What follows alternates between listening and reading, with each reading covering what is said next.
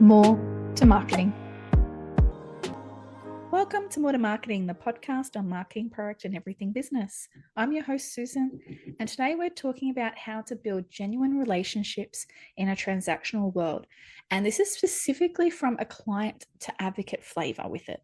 So this is going to be a really, really interesting podcast to hear how this one goes. Today, I'm joined by Kate Miller, a dynamic fractional marketing director and professional service powerhouse based in Melbourne. Kate brings a fresh global perspective to the world of marketing leaders. She's worked on renowned businesses, led award-winning campaigns, and also has a knack for driving real results through creativity and having that strategic approach to it. Known for her specialist expertise in professional services, Kate isn't just about the theory. She gets in there. She delivers bold, game-changing marketing solutions that really push brands ahead and resonate with the target audiences. Welcome, Kate. Thank you, Susan. Thank you for having me. Now, I would love to know more about you, where you've come from, and how you've ended up where you are today. Thank you. Well, for a bit of background, first of all, I'm originally from Ukraine, but have been in Australia now for over 30 years. So it's very much my home. I started in marketing, and my first role was in a generalist marketing role with Accor Hotels. So I've always been very passionate about services in particular, and that excellence and hospitality and relationships and experiences. After that initial 5-year stint, and I worked across Gold Coast and Sydney and Melbourne and Canberra, I moved into more generalised roles. So I went into media and I consulted with small and medium businesses on their advertising strategy, and then went into more campaign management with digital media. So it was good to get that more specialist experience. I had a bit of a break with a family business that took me in different direction. And in between there, I also studied interior design for a bit of creative background. And when I returned, I was in commercial construction space in a more technical role, but it wasn't too long before I got pulled into marketing, and specifically event marketing. So commercial construction, as a lot of service business, is very much a relationship business, because to get a project off the ground, it takes so many different service providers. So that connection piece is just really important to get people together, people working on it. I specifically really enjoyed the part where people are really passionate in that industry. It's something that brings them together. You know, when you see that landmark building, there's thousands of people stood behind it, and they all connect over it. And then more recently from that, I moved into professional services again, which was law. And again, just dealing with that event marketing piece of relationship building and bringing people together. And now I consult to professional services, specifically on their broader marketing strategy. But I'm very passionate about that brand experience, relationships building, and how to position yourself when you are a service provider and when you're providing technical expertise in particular. And I think it's absolutely fabulous that you went off and did the interior designing, because that would just really elevate all your innovative thinking and different approaches to all your future campaigns and activities that you've been doing. Yeah, absolutely. And I really love that experience design build. And, you know, you can think of it as entertainment piece, and it's the showmanship, which is one area. But in particular, I really enjoy building that experience for the purpose of engaging people. So again, when you are dealing with professional services, it's not just about getting lots of blingy, shiny things. You need to be a little bit more strategic about it, but you still need to create that experience that connects with people. So definitely having that creative background was very useful in, and how to do that, and learning how to think about it. Like, it's about design thinking. I think you recently did an episode on that. It's just a different mindset of how you approach different problems. Exactly. And there's so many tools in the toolkit that you can use to help build those relationships. But I'd love to know, from your point of view, Why is trust building more critical now than ever before in the professional services industry? Yeah, well, I think on the bigger question overall, trust is just a lot more critical for brands overall because we are in such a congested space. There's just such an amount of information that coming at consumers from every angle. The amount of information that they're getting is just completely overwhelming. So people are just a lot faster at processing information, deciding, is this somebody that I should engage with? Is this a message that I believe and should continue with, or just continuously discount it? So that's a broader picture. The difference with services, it's intangible. So if you think about products, if I'm buying, say, a piece of furniture, it's still important that it's a trusted brand and there's a warranty that comes with it. But I might just like how it looks because there's this tangible piece that I can connect with and like. It's that color you like. Yeah, exactly. So there's a personal thing to get it over the line. And also it's guaranteed performance. So if I am eating a burger, if I had it before, I can be pretty sure that it's probably going to be good again, right? Whereas if you're dealing with services, it is intangible. So there's nothing really that you can see, touch, or feel. We'll talk about later things that businesses obviously can do to produce the tangible angle, but obviously it's intangible. And there's also not really a guarantee that whatever happened before will happen again. Every situation is different. So, if you're talking about in law, every matter will be different. So because somebody was successful before, you're going into a different client, different situation, different set of players. So you have no guarantee of the outcome. So there's just a lot more writing that you need to communicate to get your potential client or customer to have that trust, to believe that you will do what you will do. And it sounds like this is probably part of the foundational pieces you need in building that professional relationship too. Yeah, absolutely. And the difficulty with trust as well is that it takes a long time to build, but it's very hard to get it back. So, it could be a very small trigger that sort of sets it off, and it's very hard to backtrack from it. So, and it seems that, like, just assuming, because I've done some professional services myself, but every professional service industry is different. So therefore, trust is going to be different to earn in them as well. How have you found that with stakeholder relationships where you're trying to get that foundational trust happening? yeah, so maybe like stepping back as well, if we look at trust at different levels where it's built. And so going back to that, what are the tangible ways that you can get it? So the very obvious ones is you can do your case studies, your client reviews, your past performance, your accreditations that seem to instantly win trust because they communicate that you're able to provide the job, but they actually take a long time to produce as well, because obviously you need to go through that history to build that up. And then on the more immediate front, it's how you build trust when you start engaging with your stakeholders. And it comes down to, do people believe that you will deliver what you will deliver? And it comes down to much smaller cues, from turning up to the meetings when you say, and being on time, acknowledging if you do make a mistake. Yes, that's a big one, isn't it? That is a big one. I've learned it can be a very hard one to take ownership, and sometimes it might be a small omission and it might be easy to think, well, nobody's going to notice that. By owning that and stepping up, I think that builds up a lot of trust, being transparent about what you're doing. 100%. I think the other piece to that is also not just owning up, but then the solution going with it at the same time. So, yes, this error happened. This is how I've rectified it, and this is how I'm going to ensure it doesn't happen moving forward. I found that having that as part of that whole conversation helps also build that trust as well, because they know you're on it, you've rectified it, and you've future proofed it to the point that you can as well. Absolutely. And it just lets your clients feel more relaxed that if something goes wrong, it's not just onto them to check the work, then they can relax. And you know, you will do that due diligence yourself and follow through.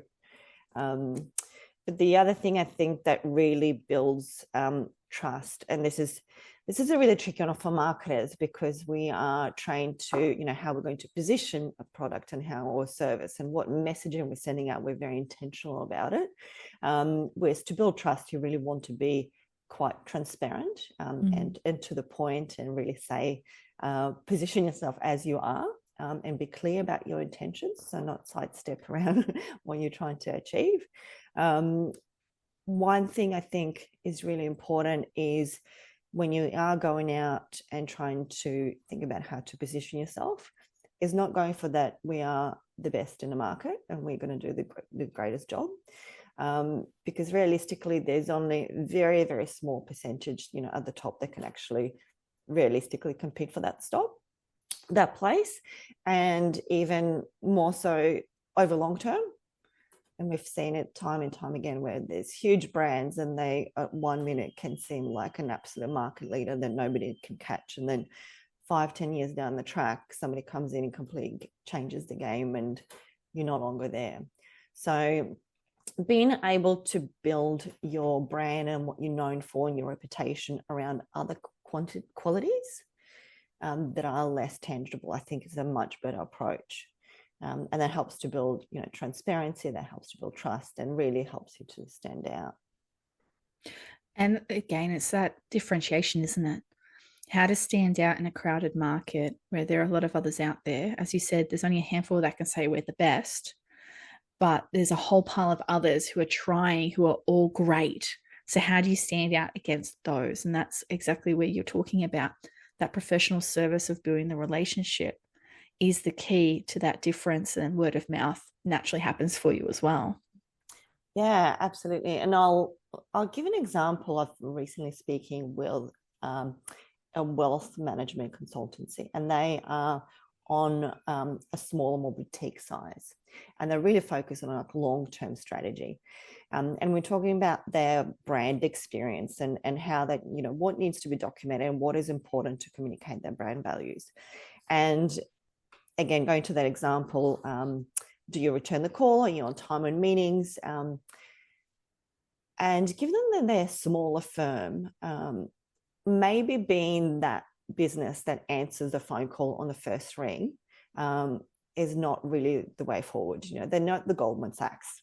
You know, those guys are that on that competitive edge. They will answer your call at 2 a.m. and they will be on the job at 3 a.m.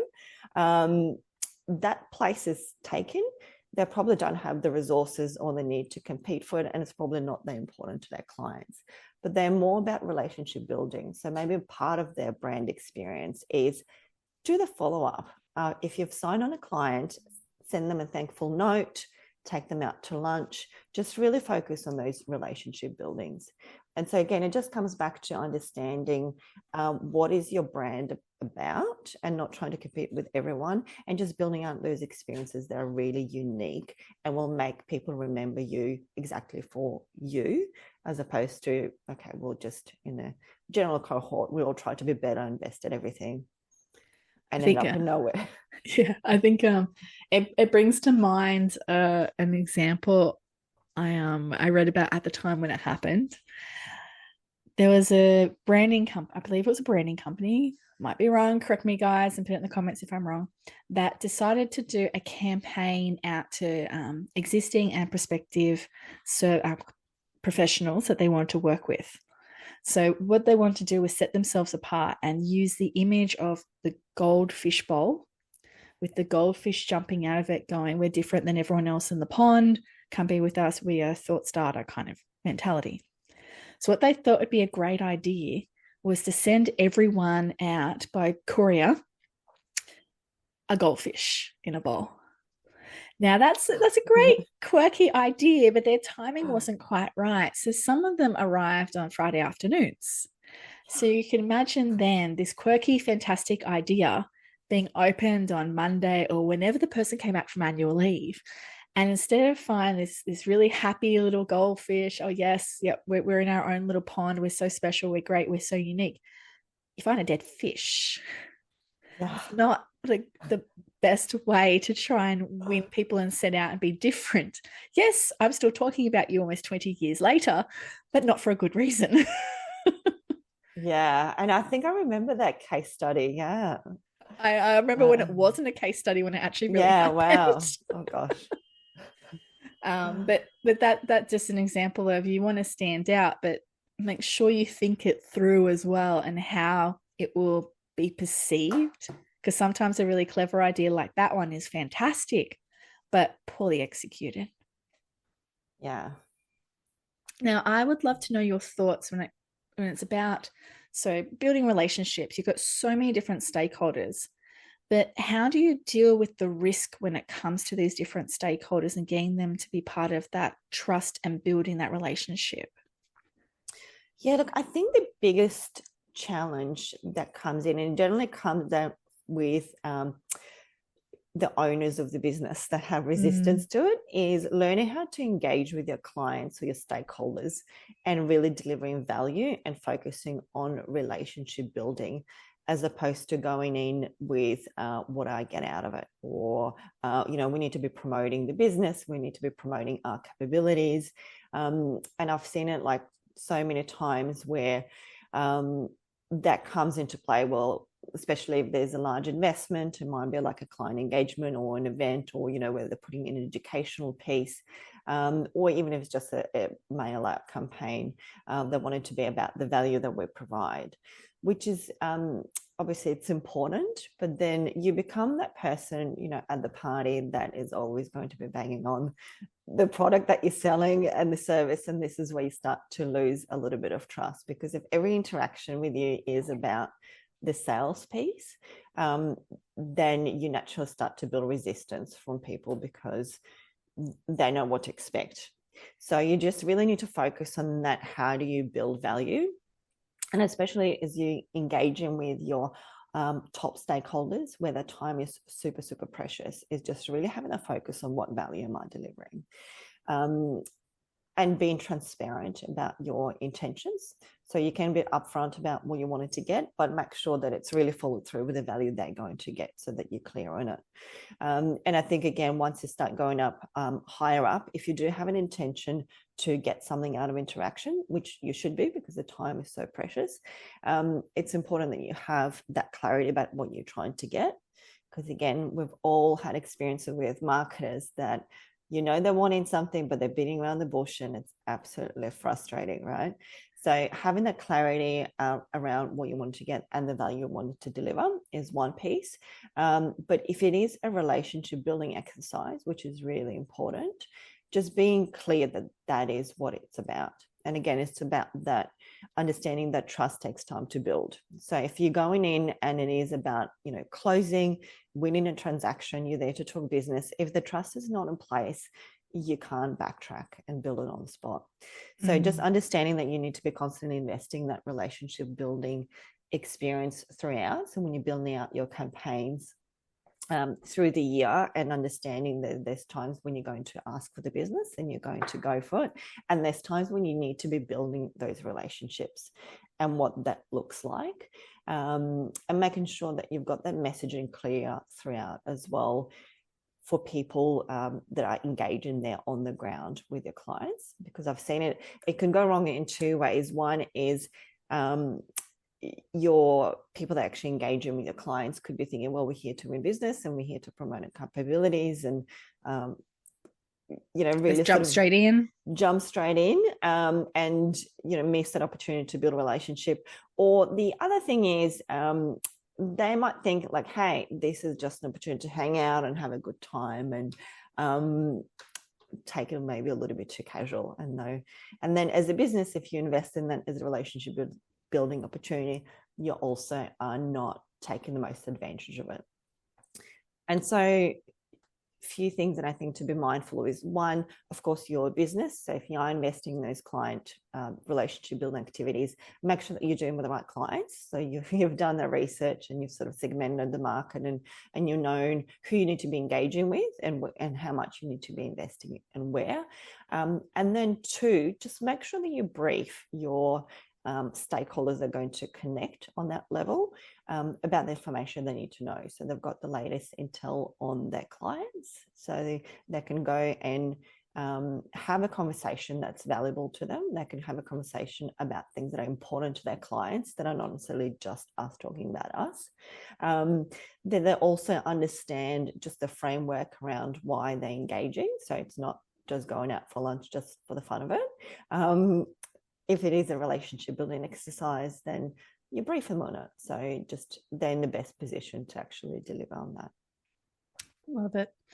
And I think that's a great way for us to think about what are those steps that a firm needs to do to demonstrate the credibility and authenticity. As you said, like the first step is make sure your team is briefed. Make sure they know what's expected of them when they're going in to have those initial conversations or the next meeting. But what else do you think are some of those great first steps that should be taken with every kind of client interaction? Yeah, so I mean, I think taking again just a step back on the bigger business level, your top level trust is your tangibles. So they're your accreditations, your case studies. Just making sure that that is clearly communicated and that's setting up the people not to have to fend for themselves. I hate that. That was one of my pet peeves for any of my teams was dropping them into the ocean full of sharks. I wouldn't do that. Yeah, absolutely. So just making sure that they've got all the marketing support behind them, and they're positioned well to go in there, not having to, sell their expertise from the start. The second one, I think, is just consistency of messaging. There's nothing that will set off trigger bells faster than when you hear inconsistency. If your pitch deck says one thing, but you're going into the meeting and it's something else, why is that different? And it could be very subtle. Also having transparency about the product that you provide, something that's really obvious. And I've seen it before, social media. So LinkedIn, having a presence there is really important, but making sure that that is authentic presence. And that could be a really tricky one where leaders may bring on people that are managing their social media. Yes, I literally just saw an ad put on LinkedIn today that was put into the comments about, look behind the scenes here. There's a content creator for this CEO and they're looking for a person to fill that role right now. Yeah. How much then does that CEO actually read of the content creator creating for them? Yeah, and I've had many experiences like that when you think you're engaging with a person and you comment and then you never hear back, and then you have a conversation, say, oh, I've actually got somebody manage it for me. And that ruins it a little bit. And by the way, I'm not discounting people actually having somebody manage their social media, especially as you get higher stakeholders. They will all have communication advisors, and it's not realistic for them to be sitting on social media and posting and commenting.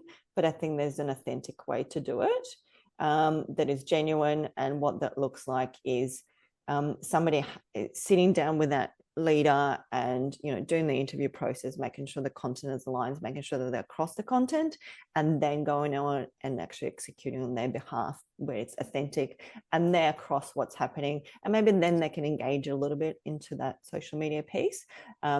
But that is different to just completely outsourcing it and saying, hey, I just want to have lots of followers and lots of conversations, and I don't really care if that content's authentic or if it's coming from me. Yeah. I think the other level to that is also letting your team know what you're doing on social channels as well, so they're informed. I have a very tiny example. I follow my local nursery. So great gardens shop, has fantastic plants, has unusual things come in every so often. And the owner of it is very prevalent and puts up things about, oh, this plant's just come in and it's good for this, and it's great. And one day in particular, I saw something I really wanted.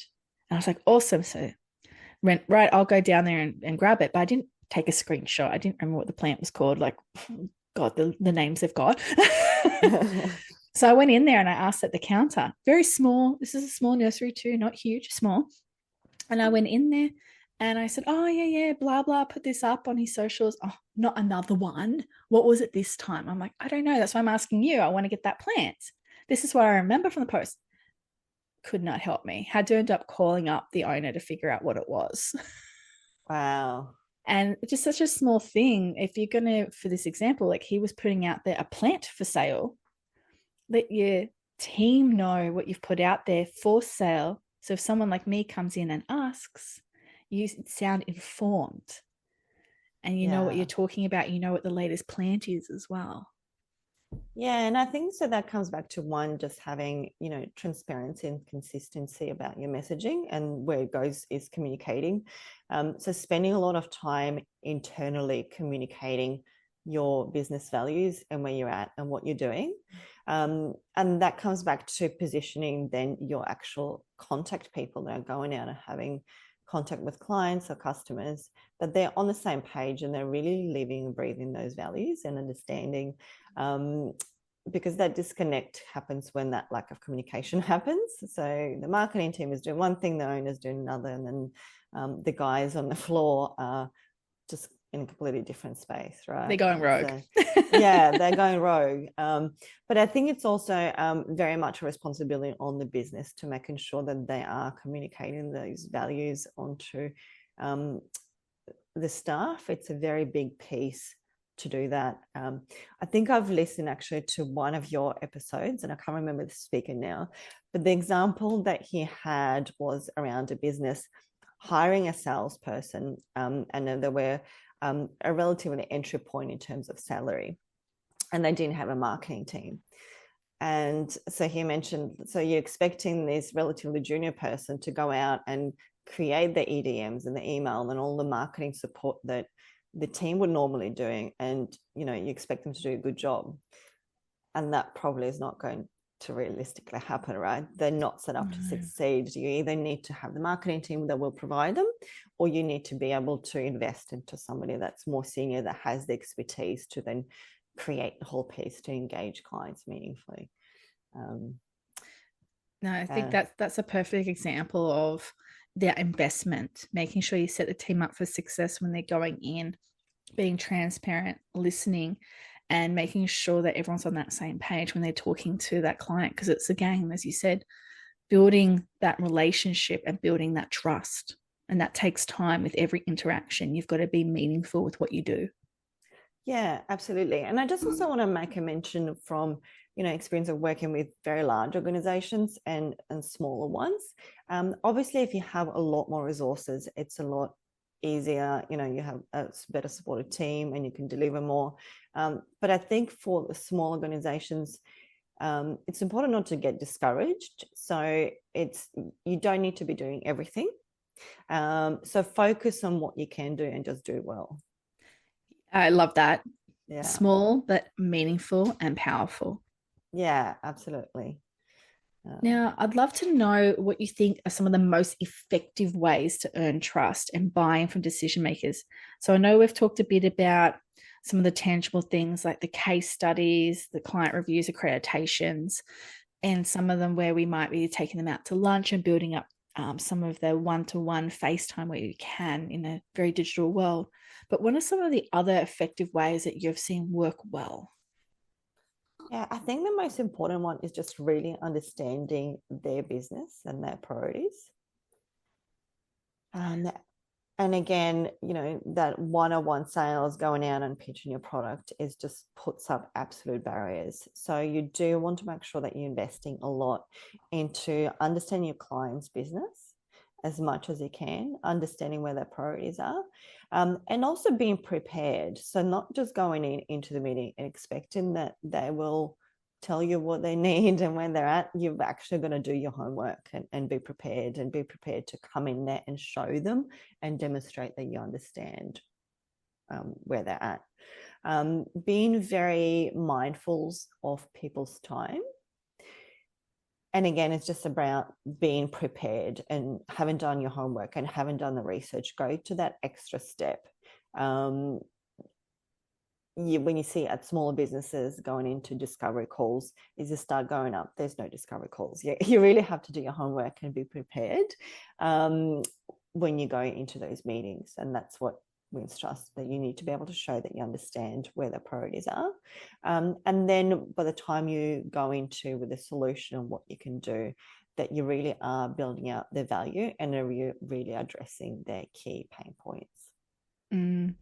And I think that's one of the things where egos need to be checked at the door from that business point of view, from the sales team of I just need to sell. It's about no, you have a product or service that needs to find the right home to be utilized, that's listen to the customer and let them know how it will solve their needs, not just the sell, but twist it so that it is, you have this problem, or this is how I could help you. And that can make a huge difference in there as well when you've already thought through the how. Yeah, absolutely. And the other thing I think is just the follow through. And I think you mentioned it, taking the ego out of it. So building out this sort of pipeline process where you've got the reach out of the follow through, and understanding that, sometimes maybe you don't get to win this particular piece of work, this particular matter, or this particular project. But it doesn't mean that a relationship ends, and it doesn't mean that it's personal. It just means it's not a right connection at the time. And so being able to pick up sort of in the positive manner, being able to confidently ask for feedback. So if you didn't win that particular piece of work, is there feedback that they can give you that will meaningfully allow you to next time maybe better position yourself? And sometimes maybe the answer is no. Maybe, for that particular project, they're looking for a different type of expertise, or it's a different price point. A lot of clients will have a few different service providers on hand that will go to from time to time, depending on what their needs are and how important that particular project is. So it's just being able to take that feedback on board, analyze it and go, well, okay, is this something that we need to adjust our product or service offering? Or is this something we just go like, well, this is not a segment that we serve, and this is what it is, and we need to be clear about where we position ourselves in the market. And after that follow-up piece, again, being able to then reconnect on just relationship building. So then again, you're just not engaging with people on sales only basis. Exactly. I think the key there is just always being on their radar, but in the right way. Yeah, absolutely. Now, Yeah. I would love to understand how. So, we're wanting to build this relationship with this fantastic potential client. How do we identify these people to have relationships with? What have you seen work really well when you've started to go in, like yourself? You consult, you go into a business. How do you work out who the right stakeholders are? Yeah, it's a tricky one. I think overall, just understanding the larger, economic, political landscape from there, who the players are. And then depending on your size of the business, that's where, how deep do you go and how niche do you go and do the research. And it could be very different. If you have a smaller business, then it can be very clear of who the key stakeholders are. If it's a larger business, it's a large organization, it takes time to build up those relationships. And sometimes, once you've been able to connect, you can get an organizational chart and go from there. But even then, it is often a complex environment. And you probably know that there's so much variation between job title. Oh, yes. And also sometimes the bigger title holder is not necessarily the only decision maker. There might be some key influences behind it. So it takes time to build up that intel. And I think, again, going back to that relationship building piece, if you brief your people out in the field correctly to understand that they're going out to understand their relationships, and you have a debrief with them afterwards, that you're collecting that intel, you will start to build an accurate picture of how the organizations build out, who their stakeholders are. I think also if you do have the means within the business and your larger business, making sure that you're connecting with people on different levels as well. Because it's very tempting to go, well, we just want to go for the top decision makers as the CFOs and the CEOs, right? And they're obviously very busy people. They get contacted a lot. They're target of many businesses. But a lot of times they're not their only decision maker. And apart from, they're very difficult to get to.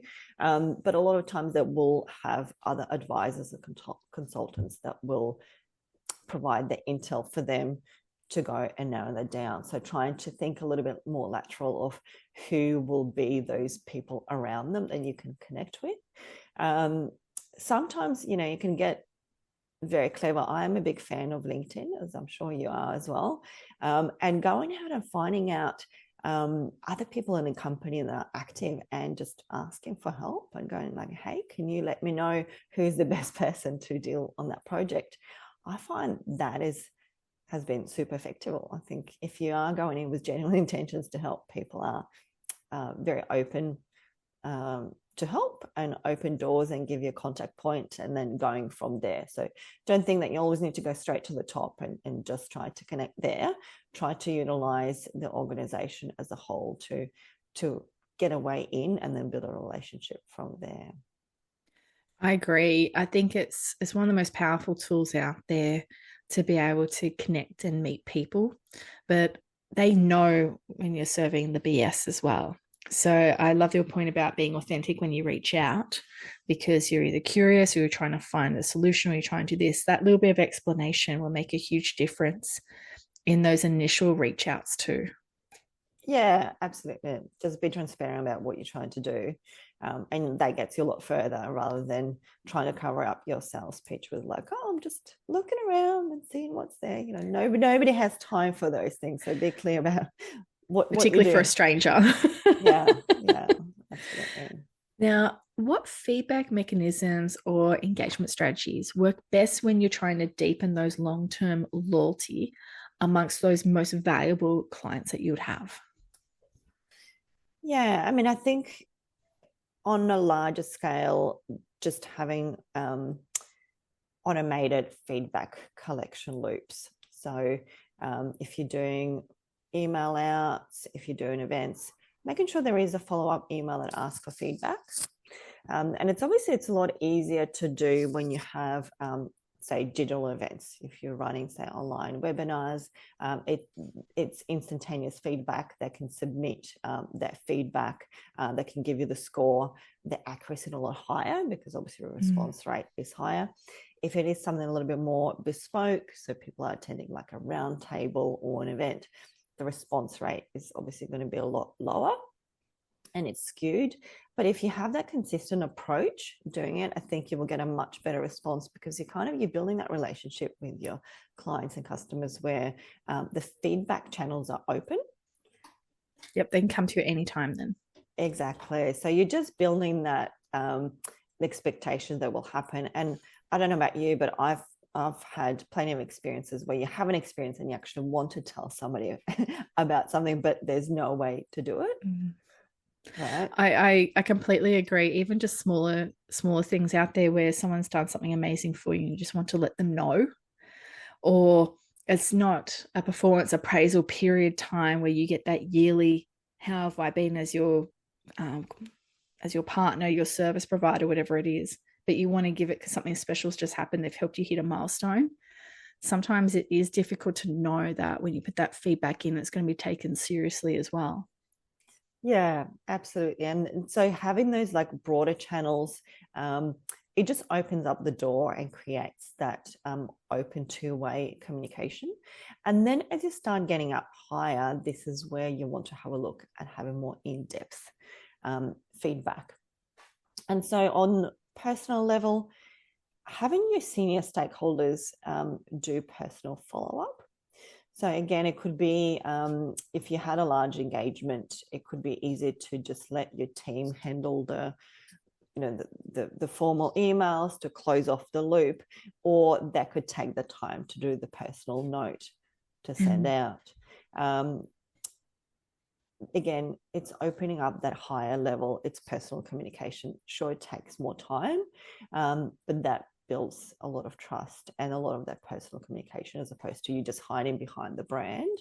And then the next step from that is trying to do a focus group. So if you've got a larger client, and this is obviously a lot harder one to execute because you're asking for a lot more time, and you need to have a certain amount of trust in place for people to be willing to, sit down and to really give you an open opinion of what they think about your service delivery in an honest, constructive way.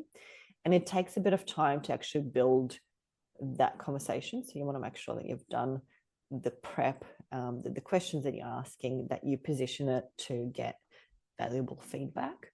But that could be one of the best ways to really get some real deep intel about what you provide, what service you provide. Because let's face it, it can be very, very easy to get lost into what people think. Like, we can get so caught up in the idea and what we're trying to do that I think everyone else thinks that. But that's why I love a good retro. Yeah. Even not having to wait till the end of the year, just doing retros after major projects or milestones can make a difference to do any pivots needed as well during the year, so that you see that bigger success at the end of the year. Yeah, absolutely. And such a good point. And so to that, I mentioned the feedback sessions that are structured, they will take time to prep, but to your point, doing something that's very much in the moment. And so that could be a lot less informal, but the value is if you can grab them at that moment where the experience is very fresh in their mind, just getting to jump on a very quick call. And luckily, now we've got all the tools to get things recorded and analyzed. So just getting them in a moment and getting that feedback fresh as it happened is super valuable, combined with those like more formal sessions where we can go a little bit deeper. Fantastic. I have absolutely loved our conversation today about how to improve relationships, particularly in that professional space. Now, I have a question I ask everybody, and you were prepped, and you haven't given me your answer either. So this would be interesting. But what brand, any brand in the world, best represents you and why? So I had to think about it, obviously. Working with professional service, I thought I have to go with something that is image related. I think, again, in professional services, you do have a very strong personal professional brand that you need to put out there. And, I think the brand that really resonates for me in that space is Oraton. As a true Aussie icon, I think, it's been through a few ups and downs, but it's been consistently stylish. But I think it really manages to hit that point of stylish. It's a luxury brand, but it's completely unpretentious. It's and again, with professional services, you don't want to be too overly luxurious because you are ultimately spending your client's money, right? So it's about being polished up and stylish, but not flashy. And I think Oraton just absolutely nails it. And the underlying thing that I love about Oraton is the quality. I don't know you. I have them as my wallet and my handbag. Yes. And if you're like me, you've probably loaded up the handbag with just weights that should not be put in there. I literally do use it. I've got twin boys, they're 4. And my poor little handbag carries 2 drink bottles, snacks for 20 days, plus my wallet, plus my keys, plus my phone. So yes, they can handle a lot of weight. Yeah, so absolutely. I've had many through the years and they just managed to last through absolutely brutal business conditions. So yeah, I think I'll go with Oraton as a brand to nail it. I love that. Thank you so much for sharing that too, Kate. That was I really love that one. No one's done Oraton yet. I love that. I love how you positioned it too. Thank you. No, that's good. Now I'm just going to do a quick wrap up before I throw it back to you for any final thoughts. But today we were talking about professional services and how to build those relationships that make a difference to businesses, and why it is important to really hone in those skills of building a successful relationship, because ultimately it will equal success. Now, professional services and building relationships is an investment. You're investing time into building these relationships. They don't happen overnight. So do treat it as an investment. It's about building your own business brand with your team and looking at things, because of course services are intangible, but how can you bring tangible and intangible together to build the qualities of trust, transparency, and also a point of difference of why they should stay with you and work with you over other companies that do things similarly. And that's where trust comes in. If you don't have enough information out there, you need to slowly start building this factor of trust, because again, service is intangible. And this is where you can utilize really cool things out there to help build up some tangible pieces around your business and build relationships. They can be things as simple as putting case studies out there, client reviews, accreditations, all these other pieces that showcase what you do so people can see it, understand it, and believe in it, because it's being authentically written in a transparent way for people to actually go, I get that. They know what they're talking about. They're great. Let's see what they can do for us. And you have to invest time in that. But while you're doing all this investment into talking the talk and doing the right thing and showing up on time and doing what you say you're going to do, like you should be doing anyway, you also need to make sure that you return calls, you follow up. If there's risks, you identify them. But more importantly, if you make a mistake, you own it. You talk and share it. You identify what it was, how to stop it, how to mitigate it in the future. All these pieces build that trust because you're being transparent. Now, one of the bugbears that I would love everyone to do more of in professional services is that follow-up piece. So return calls. It's not hard, or do it in an email. It's not hard, people, these days. We have technology at our fingertips. It's something that is so small but can mean so much. When it comes to actually going in and talking to people to build relationships, it's not just about you selling your service. Your service is there because it solves a problem. Find out beforehand, before you go in there, brief your team, whatever it needs to be done in whatever order. But make sure before you walk in there, you know the problems that are out there for that particular client or potential client. You have some idea of how your service could help them, because this is a partnership. Building this relationship is a partnership.